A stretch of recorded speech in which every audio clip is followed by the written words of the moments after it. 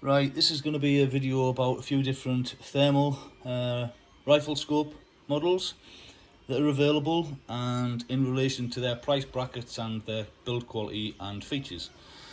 So I'm going to compare some of the models in the equivalent price brackets against the likes of, we're going to say, a PARD SA45 LRF, or basically a PARD SA45 non-LRF. So my point being, what I've said to a lot of people, is I don't think the PARDs are value for money and they shouldn't be priced anywhere near the actual price point of what they are, the thermal series. A while ago, PARD brought out 12 micron models and they were in a different housing. The price was even higher than what it was, well, the actual PARD SA series is now. So what PARD did was they tried to utilise the NV008P and NV008 predecessor model body shell to reduce costs.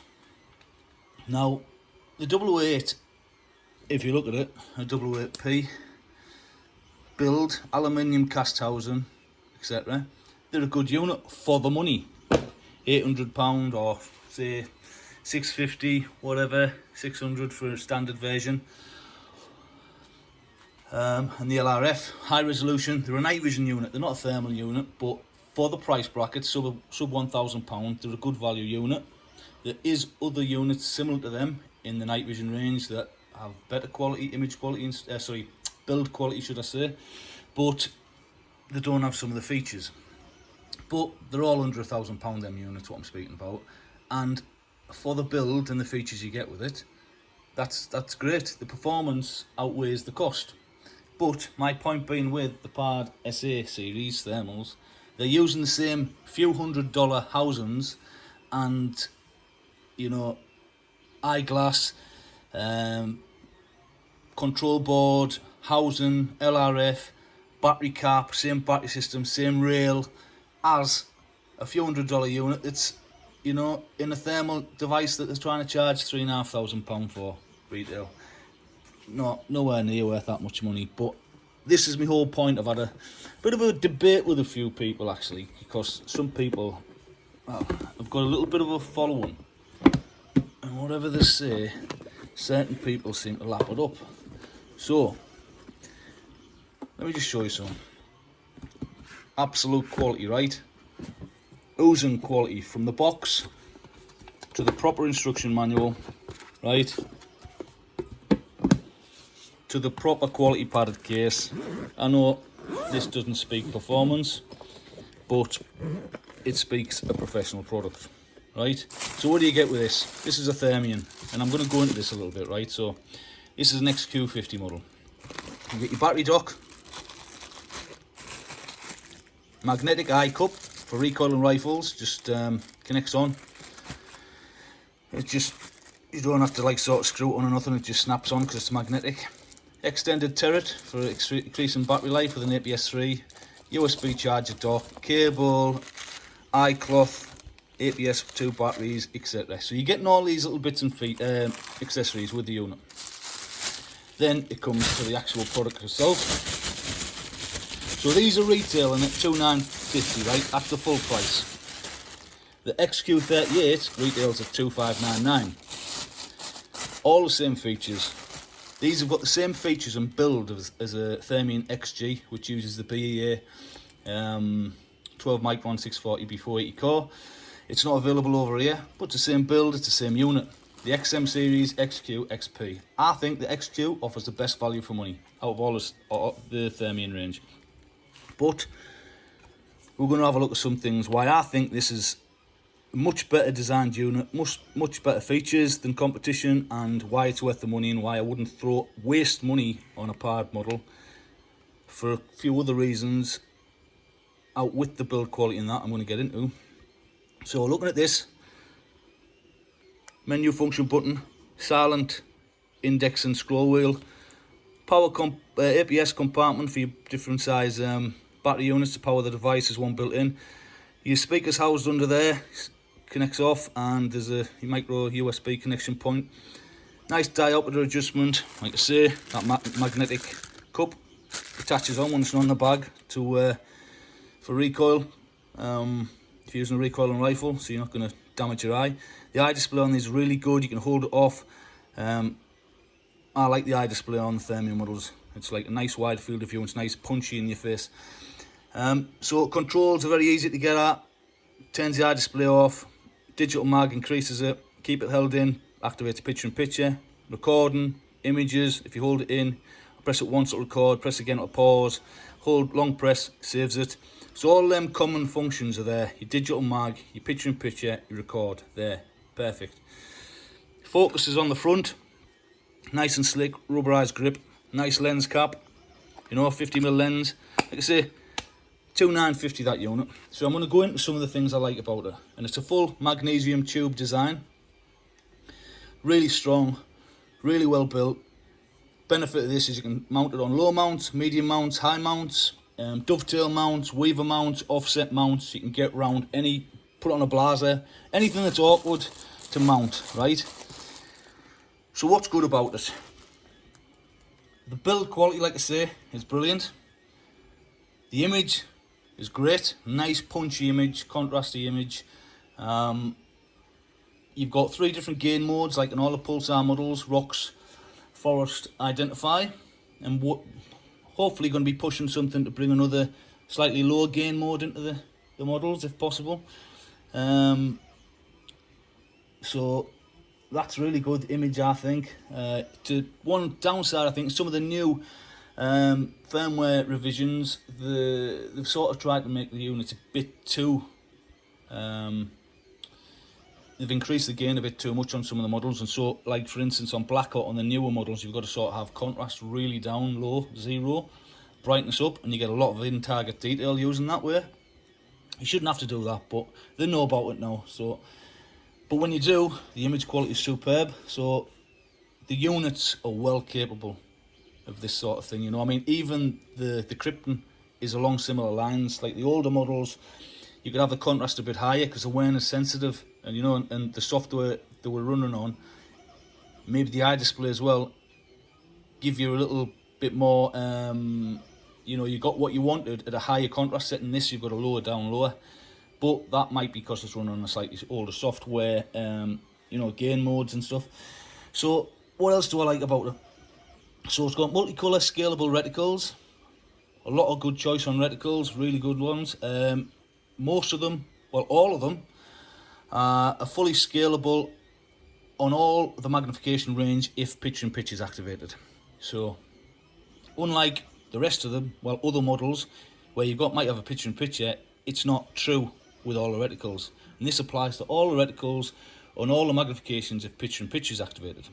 Now there's also some fully scalable reticles that will allow you to use the magnification in 0.1 increments right the way up to the full mag range, and they are the equivalent of a fast focal plane reticle, and when you're using them, the mil dot style, true mil dot.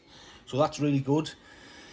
The digital zoom on this unit, like I say, the pip activates, and it's a really, when you've activated that, or even if you're just using the digital zoom, the image quality on the Pulsar range of products, I think it's probably the best in the class of different thermal units I've used. It's got the least pixelation and blockiness. I've used other units and they don't seem to perform as well with the digital zoom. Digital zoom's never ever going to be great, but it is better than others I've seen. A nice little touch, you've got a multiple 0 point setting. So what you do is, once you've, say you've got most scopes, including the pad, has got like your multiple profiles for setting them up on different rifles, but with these, what you can do is press the menu button, go into the menu. Once you've zeroed your scope to your right distance, if you add another distance on each profile, you can add up to about, I can't remember, 6 or 7 different 0 points. So you 0, 50 yards, 100, 150, 200, whatever. You can then, once you've done that, you'll get a distance readout on the bottom of the screen, what you zeroed at. Press that once, scroll through the wheel, and it'll jump from whatever you've set it at. So if you've got a 50, 100, 200, it'll jump from 50, 100, 200, and you'll see it at the bottom of the screen, and you can just take a shot, aim bang on, that's it. That's a really nice feature. Obviously you can use your picture in picture as well for your digital mag, and still have you maintain your wide field of view, and you can use your reticle drop if you want to hold over, because that's all true with the system as well. eye display, HD AMOLED eye display, really good eye display. Built-in recording, HD quality recording with sound. Really nice image on the recording, an improvement over previous models. It's got an accelerometer built into it. What that basically does, it acts like a bit like a gyroscope on the pad, and it gives you tilt indication if you can't in the rifle, just for longer range shooting, so you know you're not tilting. You've got stream vision. I'm not a massive user of stream vision. I basically use stream vision to do updates, and that's about it. My friends use stream vision to download to the phone, and then they WhatsApp each other and stuff like that, or you know, you can stream to your monitor, your tablets, different things, your phone. If you want, you can control a unit remotely from stream vision. I use vehicle spotters and stuff like that, and I don't use stream vision. I use direct wired because I don't like, there's a slight 1 second lag in stream vision, but like I say, I only use it for updates. And speaking about updates, Pulsar do regular updates on most of the models to try and improve features, you know, give you a bit extra features on the units like image boost, extra modes, maybe add different reticles like they did on the trail models and stuff, the older ones. So they're always trying to continually improve them, so that's a good plus point as well. So you know you're not going to get, you know, left behind with updates, a lot of the stuff, the newer stuff. So yeah, it's got image boost, which tries to increase sharpness on the contour detail on the units. Like I say, it's got the multi-gain modes, rocks, forest, identify. Hopefully, say they bring another gain mode that lowers it and you get even better quality for small heat signatures up close. So the unit itself is brilliant. Like I say, $2,950, right? You hunt round, you get a deal from someone. If they've got a special offer on, you'll get a few £100 off that. You're going to get one of them for $2,600, right? You go and get a Pad SA, the retail and full price $3,100. Go and have a look at an XQ38 as well, $2,600 full retail. Same, get another deal. You're going to get one for $2,300 or something. If someone's got one on special offer or something, you know, look at that price tag for that build quality of unit. That is a really, really well built unit, you know. The same goes for the trail, right? So the trail has got a lot of the other features, same features exactly as the Thermion model, right? And it's just got a different battery system, different housing, different focus and mechanism, and it's got a 40 MK sensor and a rangefinder, which I'll show you in a minute, right? So nice, professionally built product, less than £1,000, full retail price. £3,000 should I say, wish it was £1,000. And you know, it just does everything you want. It's got all the features you want. It can mount it how you want. It's well built, image is good, etc, etc, etc, right? So my point being, with a lot of this, you're gonna have to bear with me, is I don't think the Pad SA45 is worth anywhere the money, which I'll keep saying. And I'm going to get into that, because I'll show you the trail as well. But I'm also going to show you this. So the Pad SA45 runs on a generic Chinese software, right? Which is available to lots of other Chinese manufacturers. And the reason it is obviously it cuts costs down. They don't have to develop their own software. There's nothing fancy about it.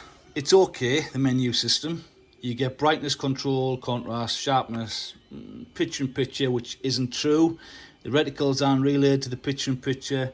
They're not scalable. You know, it's a basic menu system, software system. This unit is a 12 micron, 75mm f1 lens. Shutterless design, runs on the exact same software as a Pad, right? That's my unit. That's the mount it uses, right? To clear for the 75mm lens. See this mount? See how it's angled here? So I'm going to show you something in a minute, which is another bugbear with these Pads for the money.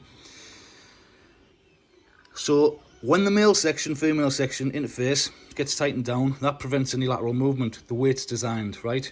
It cannot move left and right in there once it's nipped up.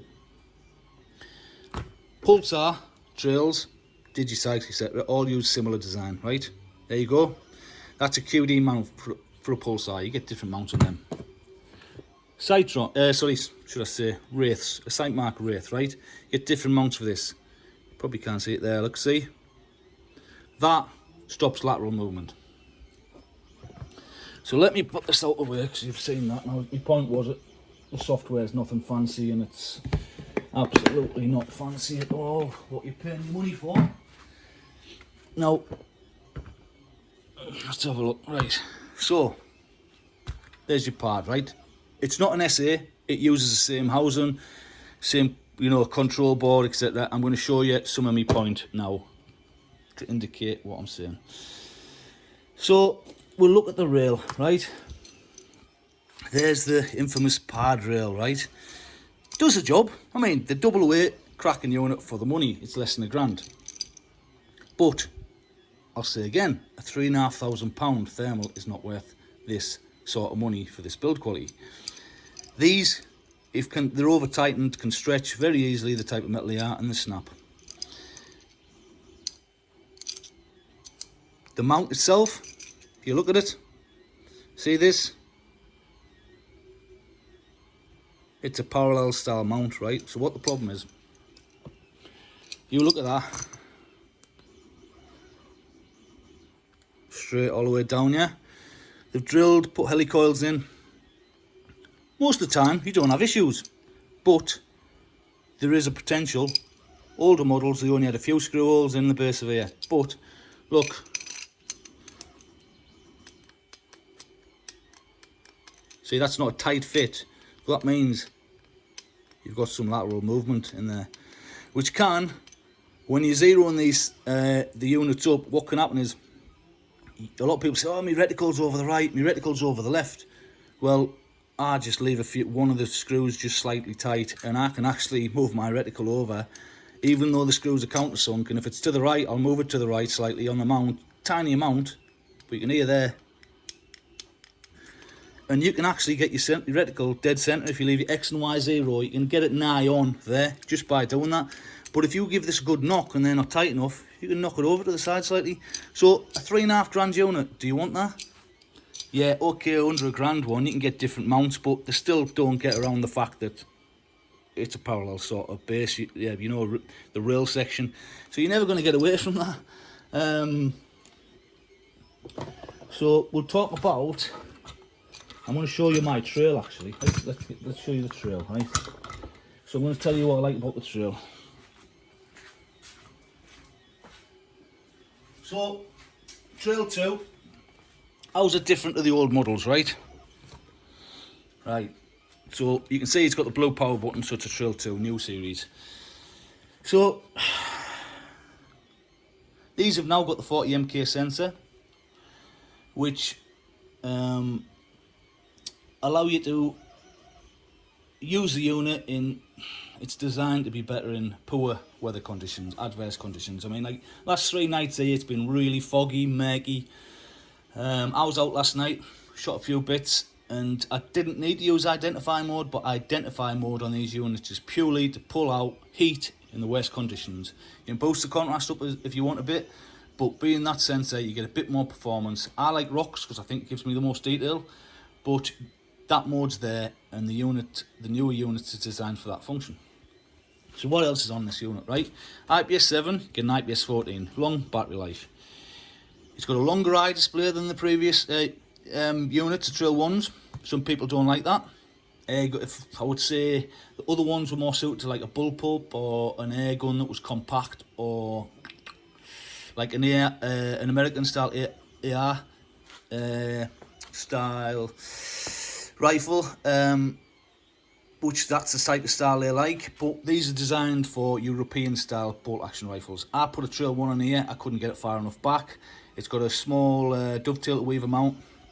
It's not an extendable one like you get with some, so you've got to have the unit mounted. You don't have many options. Some people in the past, they used to always have rails overhanging to get the units where they wanted to and further back. But so they looked at this and said, right, we'll do this style for the European market for bolt actions to get, so you don't have to have a massive rail overhanging. It comes further back, you get a natural eye position. This for me, initially I seen them and I was like, it's too long, you know. But in use, your eye position's perfect. I mean, I sometimes fold that back on itself, or you could move it back wherever you want.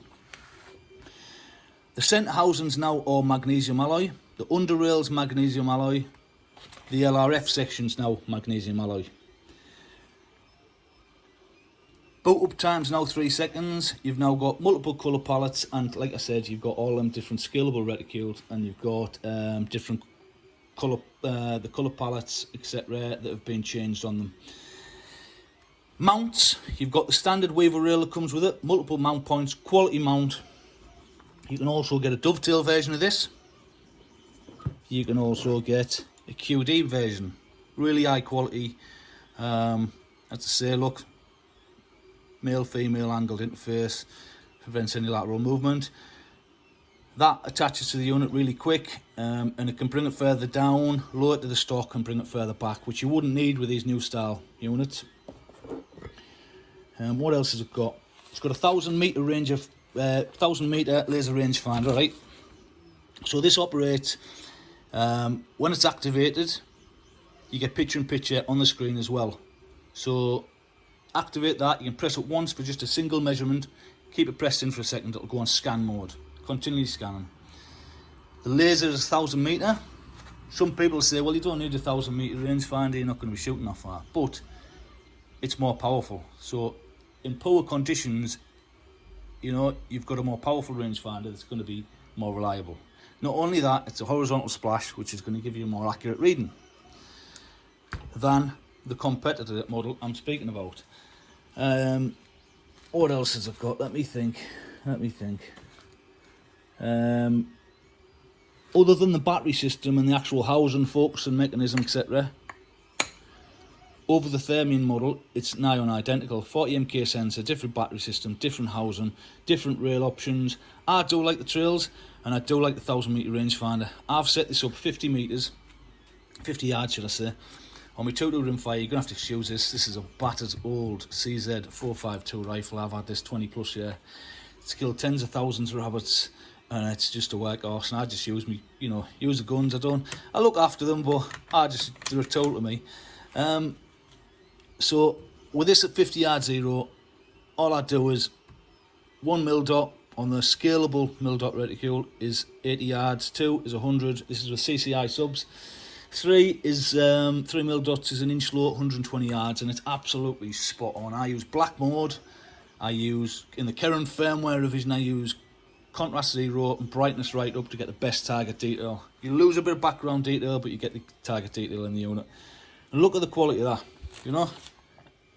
Just the overall design, everything about it. You can connect a cable on the side if you don't want to use Stream Vision to download the unit as well with the recording, HD recording.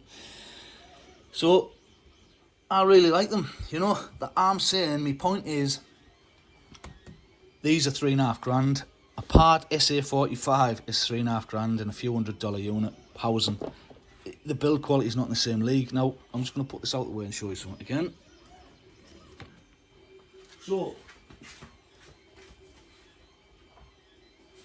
you've seen the Thermion and what it's priced at. You've seen the trail and what it's priced at.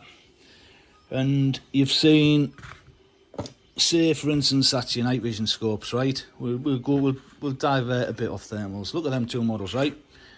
£600 retail. That one, take the LRF if that didn't have it, it was just a standard WAP. That'd be $650, right? Similar priced. This wins massively on overall build quality. It's heavier, but it's built like a tank. This wins eye displays, much better than this unit. Picture-in-picture, but not scalable. It can't be used as a reticle for that. You know, if you're using it on centre fire, it'd be bang on, but anything that you need to utilise a rangefinder with for drop, the picture-in-picture is of no benefit to you. Image is a lot bigger on this compared to this model, but, you know, like I say, I'm digressing a bit, but my point is, this has got a little bit of better performance, which I do prefer the part of the Wraith, because of the eye display on this is small. That lets it down. The rest of the features of the Wraith, I like the menu function, the unit itself. It's a bit heavy. You know, I wouldn't put one on a lightweight rifle. But it doesn't have like sound recording things like the Pard, but then again, obviously the Thermal series doesn't. But my point being is, that's nicely built for £600. Look at the build, it's a chunk. It's a nice chunk of a, you know, scope, and it's £600, and that is better built than a Pard SA45 that's £3,500. A £600 unit's better built than it. You know, how is that possible? Who's buying these units? Blind men. Right, anyway, like I said, in the past I could have bought these Pard SA45s and I was going to retail them for about 2,700, and I thought it was pushing it a bit then. What I'd actually stated was I knew Pulsar were bringing out Thermions and, you know, the trails, etc. And I didn't think this Pulsar unit, the SA, had what it was required to compete with them at the price point they were going to be marketed at. So I didn't bother getting them. I just backheeled it. And I'm being brutally honest here, I didn't. The price was far too high for what they were given. The image quality was okay. I compared it to an iRay SCL45, and I compared it to Trail 1. Now, the iRay image quality, when you first looked at one, you'd go, whoa, look at this, you know, like, this is amazing. Poor nights, still got great detail, background detail. See, when you tried to look at anything, it was just a blob. Target detail was non-existent. So I was a bit, the actual unit was really good, you know, like the design of it, compact, way better built than a Pard, way better mount, everything, but it just lacked a bit of ink target detail, and that was on the 17 micron model. The Pard, when I compared it, was slightly better detail than a Trail 1, but the Pard didn't have the recording, the scalable reticules of the 3 to 4 year old Trail model. It didn't have these features, didn't have the good mount, it didn't have, you know, all them different bits and pieces it just didn't have. I would still rather have a Trail 1 LRF than a Pard SA45 LRF. All day, every day. Everything is better. The SA45 slightly edged the Trail 1 image quality, but nothing else was as good. It was a bit lighter. So, I'm going to go through what I think's not so good with a Pard, right? So, you get your black box that comes in, right? Your black sprayed Weetabix box. Right, which is fine for, like I say, a unit under £1,000. Then, you get your shim. Oh, you need your shims right, because you have to shim the base of the unit to get it aiming right. You know, a £3,500 unit, you've got to put slivers of metal in it. Not only that, you get your nice little case. Look at that, it's not bad, is it? Oh shit, look, what good is it? When you put your mount on, you can't even put it back in. Right there, yeah, you got to go in the bin then, yeah? You can't use that when it's mounted, so you have to take your rail off every time you use it. That's great, isn't it? Right, so you've got to shim the mount. You've got this parallel base like this, which isn't good. You've got your battery cap. Look at the quality on that, it's brilliant, isn't it? You know, yeah, 800 quid unit, you go, yeah, it's alright, it works, it does what it needs to do. £3,500 unit. Okay then, mate. Oh yeah, alright. Right, I'm not going to put that back on because I can't be bothered, but... Right, I-cup, glued on, drops off quite regular. Always see different people losing them. LRF, 600 metre, vertical splash. Every different unit's got a different aim point all over them to try and align the splash with where it's meant to be. Vertical is nowhere near as accurate as the 1,000 metre rangefinder that's way more powerful in the Pulsar unit. When you record off the Pulsar unit, some people said, oh, it's a rugby ball splash type of shape, horizontal splash. It's not. Look through another high resolution unit and you'll see it's a nice fine line splash. It's just because some of the units, night vision units, are very sensitive and they're short like that. So trail models blow these away. Battery system's much better, even though 18650 is very functional and cheap to use, which we'll give that a plus point apart on that, right? I'm going to give the Pard a plus point, and obviously this is an MV888. I'm comparing it to an SA series, so the SA series doesn't have this IR, that's gone, it's a power button. You've got a germanium lens here, a 45mm, and you've got a sensor, different sensor in there, thermal sensor, rather than... Other than that, the overall build quality of the unit, all the buttons with after a very little use start rubbing off, you know, it's acceptable, like I say, on a cheaper unit, but not something priced at £3,500. You know, all of these features here are what I don't like about the unit. But I'm going to give it some plus points, right? So it's got a shuttless sensor, it's got a U-less sensor, same as what Pulsar uses. So some people do like the shutters, you know, because you don't have to calibrate it. It's not an issue for me. If it is, I just put it in the other units. All the other units manufacturers, iRay, ATN, Trigicon,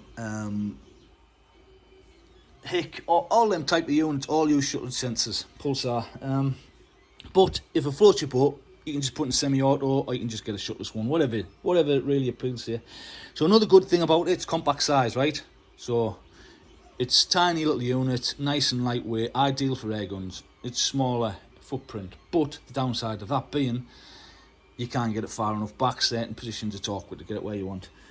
So we give a plus point for that. It's got a gyroscope, right? So for tilt, compensate for canting, a bit like the Pulsar's got one as well. We'll give it a plus point for that, and it's got an f1 germanium lens on the SA series, remember? I'm just giving this as an example. We'll give it 1 point for that, right? So that's some nice features. But then we'll go into what's not good, right? So there's no scalable reticules, none at all. None of them are true through the digital zoom range. When you mag up, all your aim points will change. When you use a picture-in-picture, you've just got a red cross. Nothing scalable, repeatable. You've got no fast focal plane style mill reticule.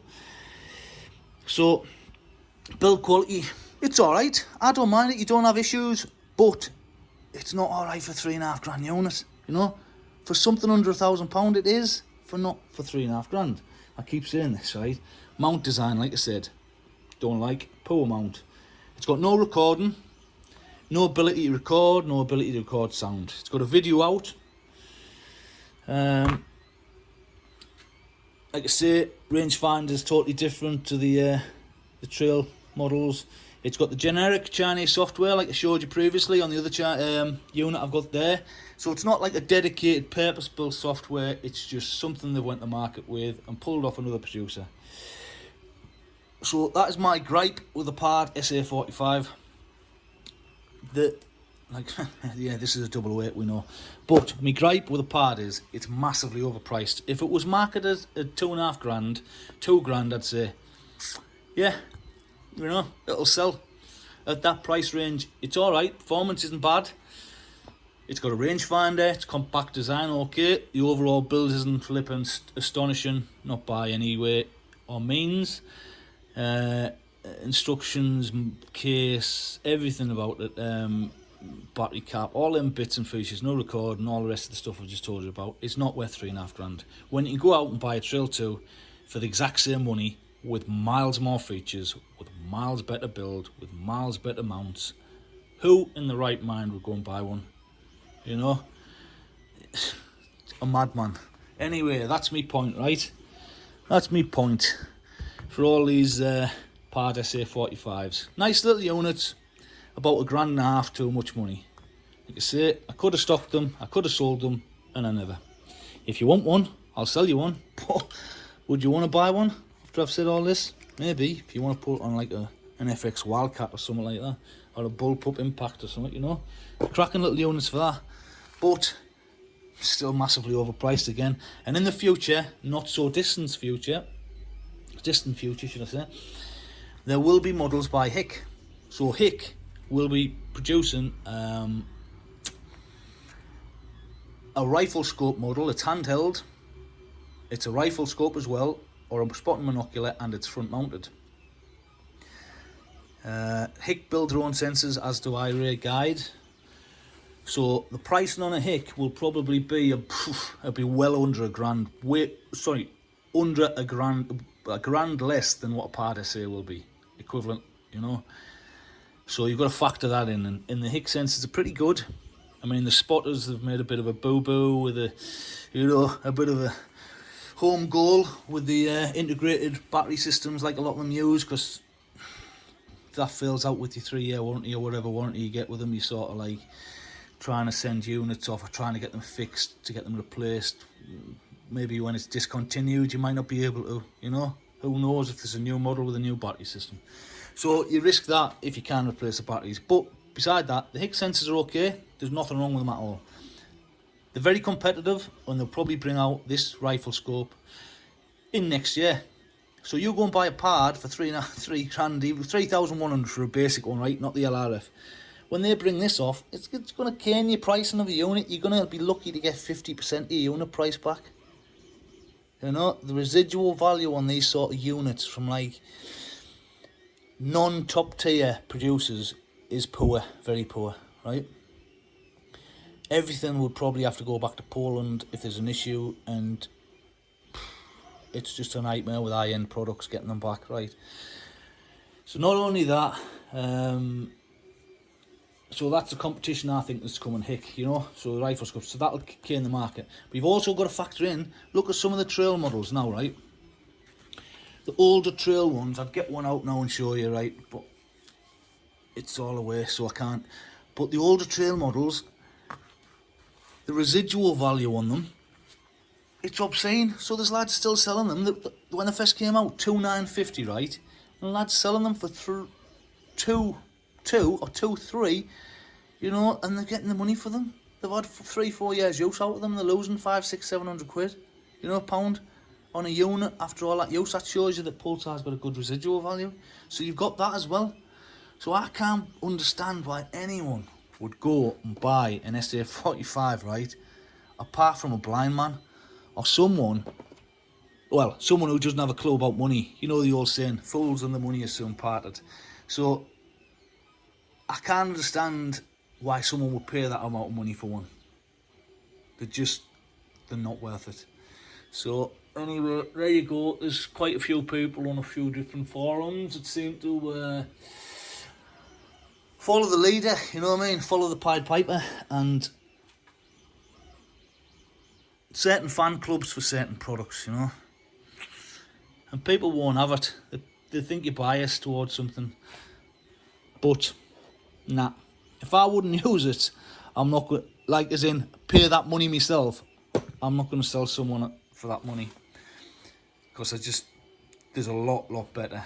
And I just can't do it to people. There's a lot better for your money. And if you go and get a deal on one of the top products, the better products, the way better featured and built products, you're going to get something where you can use for a few years, get good money back on it.